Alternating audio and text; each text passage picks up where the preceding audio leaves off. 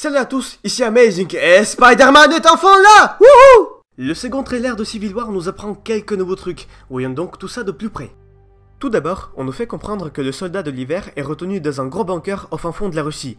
On ne sait pas si c'est un flashback, on ne sait pas si c'est le présent, mais ce qui est sûr c'est que Bucky sera l'analogue de Nitro, le personnage qui a fait plus de 600 morts dans les comics et à cause de qui a commencé la guerre civile.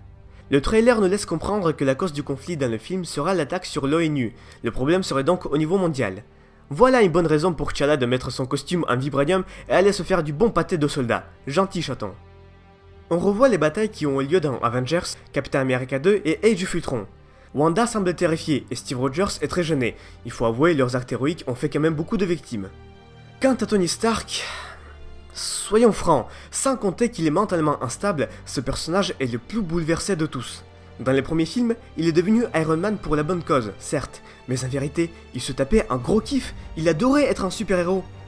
Et maintenant, il a juste peur.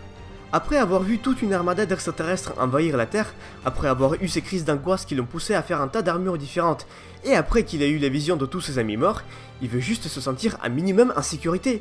Ses choix dans Civil War sont totalement justifiés. Enfin, pas totalement, mais presque. Ensuite, on voit la prison pour les surhommes qui se trouve dans le film Solo et non dans la zone négative. Et oui, il aurait fallu les droits sur le 4 Fantastique. Mais vu la sombre merde qui a été leur dernier film, ils sont sur le bon chemin pour rejoindre le Marvel Studios. J'ai bien aimé comment on essaie de nous faire croire que Bucky one-shot War Machine. Sauf que ça ressemble plus à une projection d'énergie de Vision. Puis non, mais personne n'y croit, de toute façon on sait très bien que le seul personnage qui va mourir dans le film c'est Steve. Il y a eu d'ailleurs plusieurs batailles entre Iron Man et Captain, dont une qui a lieu dans un hangar qui pourrait bien être le laboratoire de Baron Zemo. Et tant qu'on y est, dans cette scène on peut voir une capsule jaune bien mise en évidence. Je me demande ce qu'elle contient. Les autres scènes ne sont pas moins intéressantes, notamment la baston entre Wanda et Vision, qui pourrait bien engendrer les flammes de l'amour, et la scène canonique de Hawkeye tirant une flèche avec Ant-Man assis dessus. Ah, je pourrais parler encore longtemps des différents détails du trailer, mais là, on arrive au plus intéressant. Mettons le focus sur Spider-Man. J'adore Spider-Man, c'est l'un de mes super-héros préférés, et ça me fait vachement plaisir de le retrouver dans le film avec d'autres héros. Que dire de son costume?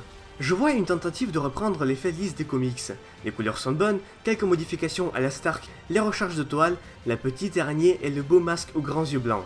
Et pour ceux qui n'aiment vraiment pas ce relooking, je vous propose d'observer cette image, de me trouver 5 différences, et de me dire bordel qu'est-ce qu'il vous faut pour que vous arrêtiez de pleurnicher sur le sort de Spider-Man. Bon, il y a quand même une petite différence. Vous savez, souvent Spider-Man a été dessiné avec une expression sur son masque, un peu comme Deadpool. On voit que dans la scène, les yeux de ce masque bougent, une petite référence sympa et fidèle. Seulement, cet effet met en avant l'aspect technologique du costume. En effet, ce costume pourtant classique est conçu par Tony Stark, et pour le remercier, Spidey pique par surprise le bouclier de Cap. Spider-Man avec le bouclier de Captain America.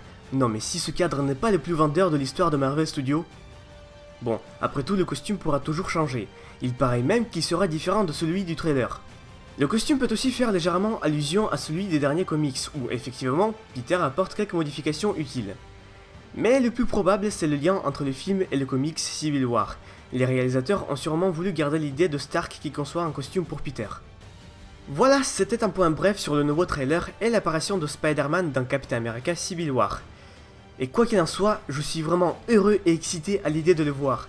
Marvel, je vous en prie, faites pas de conneries avec Spidey. Pour nous gâter encore plus, Sony, qui possède toujours une part de droit sur Spider-Man, ont commencé à préparer le film sur Venom, avec pour antagoniste Carnage, qui aura un classement R, donc interdit aux mineurs. Dites-moi dans les commentaires si, tout comme moi, malgré vos peurs, vous êtes content de retrouver le teaser à l'écran, ou si encore une fois, vous êtes déçu. Mettez un like, partagez, et pensez à se faire un marathon Marvel avant. Comme ça, pour le fun. C'était Amazing, à plus.